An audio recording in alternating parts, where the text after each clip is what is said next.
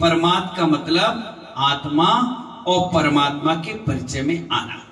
किसके परिचय में? आत्मा और परमात्मा के परिचय में आना। तब उससे जो आनंद मिलता है वो अलौकिक आनंद होता है, लौकिक आनंद नहीं होता। कैसा आनंद होता है? आप सभी लोगों ने अभी 10 लक्षण में प्रतिक्रमण किया। कितने लोगों ने किया था? जितने लोगों ने किया, करने के बाद आपने क्या कहा? बोले अब तक के चातुर्मास का सबसे बेहतरीन कार्यक्रम प्रतिक्रमण हुआ। क्यों हुआ? क्योंकि आज तक आप करते ही नहीं हो ना। आपका मन इतना चंचल है कि आप 5 मिनट ना बैठ पाओ। 5 मिनट में भी 50 आसन बदल लो, और आपको 1 घंटे एक आसन में बैठाकर आंख बंद करके अपनी आलोचना करने का मौका दिया गया। आप कितने हल्का महसूस कर रहे थे? बताओ, आज हमारे दिल की बातें बाहर निकल गई। जो काम हम घर में करते थे, चुप कर करते थे, लुका छुपी की तरह खेल खेलते थे, वो सब बाहर निकलने लगे। कुछ तो रोने लगे, कुछ अंदर ही अंदर गिल्टी फील करने लगे, ओहो कितने बड़ा अपराध किया। तो ऐसी जब आपको आनंद आने लगा, वो आनंद पैसे से खरीदा नहीं जा सकता, अलौकिक आनंद है। तो आचार्य भगवान कहते हैं वह अलौकिक आनंद होता है, दुनिया में सब सुलभ है। क्या कह रहे हैं आचार्य कुंद स्वामी? दुनिया में सब कुछ सुलभ है, एक यथा ज्ञान ही दुर्लभ है। दुनिया में तमाम लोग मिलेंगे आपको, बुराई करने वाले मिलेंगे, टांग खिंचाई वाले मिलेंगे, कमेंट्स करने वाले मिलेंगे, लेकिन आपको सदमार्ग पर ले जाने वाले कम मिलेंगे। स्कूल कॉलेज में आप देखिए 1000 बच्चे होंगे, उनमें से 900 आपको बिगाड़ने वाले मिलेंगे। 100 में से 50 ऐसे हैं जो सुधरना चाहते हैं, बिगड़ना चाहते हैं, 50-50, और 50 ऐसे मिले जो पढ़ाई लिखाई के लिए ही स्पेशल आए। वो ना किसी से बोलेंगे, ना किसी से झगड़ेंगे, सब दुनियादारी से बिल्कुल दूर मिलेंगे। ऐसे लोग बहुत कम मिलते हैं। इसलिए आचार्य कहते हैं एक यथार्थ ज्ञान ही दुर्लभ है। जैसा आप लोग बोलते हो ना, धन कन कंचन राज सुख सभी सुलभ कर जान, दुर्लभ है संसार में एक यथार्थ ज्ञान। दुर्लभ है ज्ञान। ज्ञान पैसे से नहीं खरीदा जाता, फ्री में बांटा जाता है, दिया जाता है। हम लोग भी है, हमको भी किसी ने दिया होगा तभी आपको दे रहे, और आप देंगे तो आगे देंगे। आज जब हमने सुबह आपको जाप के बारे में बताया कि बांस के आसन पर जाप नहीं करना चाहिए, तो चौके में एक व्यक्ति हवा करने के लिए बीजना मंगवा रहा था। बोले नहीं, ये बांस की चीज है। महाराज ने कहा बांस यूज नहीं करेंगे। कितनी बड़ी बात हुई। मतलब एक प्रवचन का असर उसके जीवन पे कितना बड़ा आ रहा है। हमने कह दिया चटाई पर नहीं बैठना है, अपना आसन खुद लेकर जाना है, शुद्धि से बैठना है। तो लोग मंदिरों में एक व्हाइट कलर का कपड़ा लेकर के बिछा रहे हैं, बैठ करके आसन पे पूजा कर रहे हैं। लोग उनको अलग निगाह से देख रहे हैं, लेकिन वो निगाह बिल्कुल सही है, उनकी विधि सही है। आज आपको वो बेकार लग रहा है, लेकिन कल आप खुद अपनाएंगे, आप खुद अपनाएंगे। आज जाप कर रहे हो, लेकिन जाप के साथ पाप भी कर रहे हो। जब जाप सही दिशा से सही व्यवस्थित करोगे तो ऑटोमेटिक उसका फल आपको मिलेगा। आचार्य भगवान कह रहे हैं, आचार्य कुंद कहते हैं आध्यात्मिक और तत्व ज्ञान परमार्थ सबसे दुर्लभ ज्ञान, ये मिलने वाला नहीं है। आचार्य भगवान कह रहे हैं इस परमार्थ के लिए हमें कोशिश करना चाहिए। क्या करना चाहिए? बैठे बैठे कुछ नहीं मिलेगा, कोशिश करना चाहिए। बाकी बाहरी चमत्कार की बातों से हमारी आत्मा का कोई संबंध नहीं। कितने ही कुछ तुम्हें चमत्कार कोई दिखा दे, उससे तुम्हारी आत्मा का कोई संबंध नहीं है। इसलिए आचार्य कहते हैं अच्छी तरह से परमात्मा को जानो। किसको जानो? आचार्य कहते हैं अच्छी तरह परमात्मा को जानो और मिथ्यात्व को जानो, और दोनों में भेद विज्ञान करो। क्या कह रहे हैं? दोनों में भेद विज्ञान करो। खाना खाते समय कंकड़ निकालते हो, भात खाते समय मुंह में अगर कंकड़ आ जाए तो क्या करते हो? निकालते हो।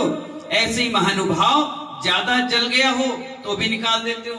जब कभी चावल, आप चावल कहते हैं, सही मायने में उसको क्या कहते हैं? भात। क्या कहते हैं? चावल तो कच्चा होता है और भात पका होता है।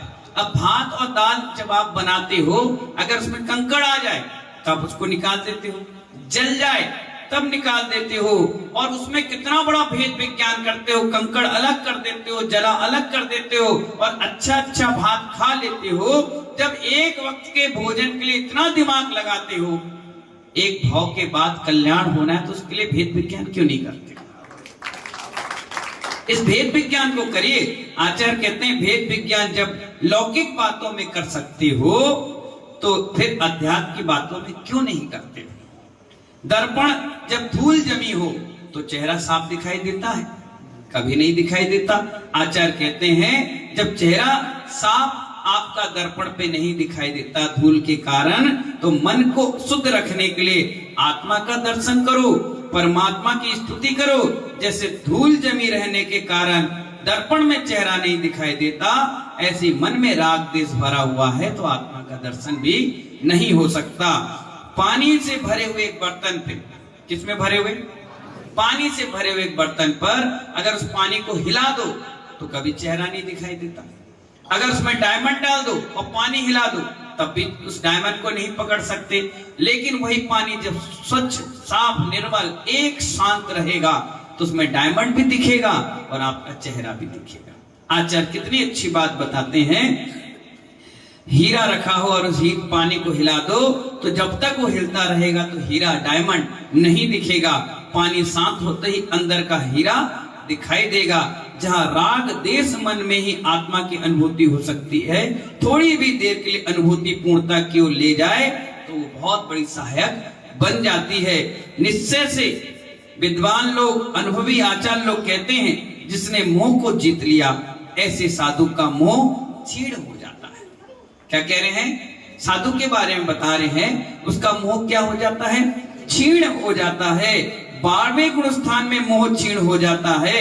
12वें गुण स्थान में छद्मस्त वीतराग एक पद है। सर्वज्ञ तो 13वें गुण स्थान में होते हैं। किसमें होते हैं? 13वां गुण स्थान यानी केवल ज्ञान की अवस्था। कौन सी? केवल ज्ञान की अवस्था। वीतराग की एक देश प्राप्ति 4थे गुण स्थान से शुरुआत हो जाती है। कौन से गुण स्थान से? 4थे गुण स्थान से। और उसकी पूर्णता प्राप्ति 12वें गुण स्थान के अंत में जाकर होती है। 12वें बोले तो वीतराग कहा गया। 12वां गुण स्थान काय का है?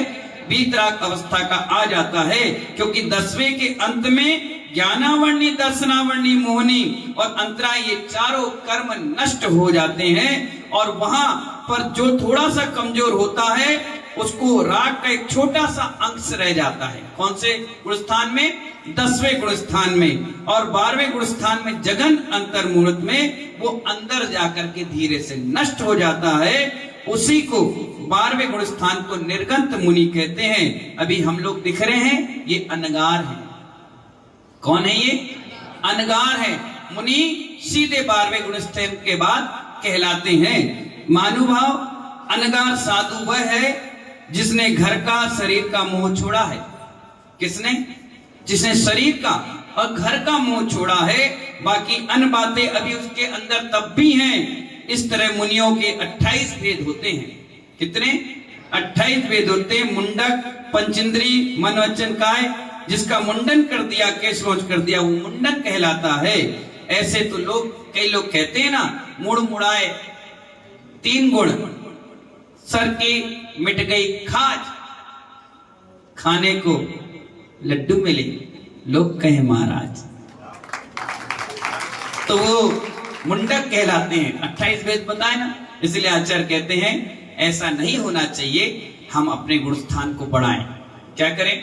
गुणस्थान यानी विचार, भाव। जितने पवित्र विचार रखोगे उतने जल्दी जल्दी तेजी से ग्रोथ करोगे और एक दिन 12वें से 13वें, 13वें से सीधे सिद्ध लोक की ओर पहुंच जाएंगे। आपका समय हो रहा है, बाकी विषय अपन कल बात करेंगे। जब तक के लिए जय बोलिए महावीर भगवान की।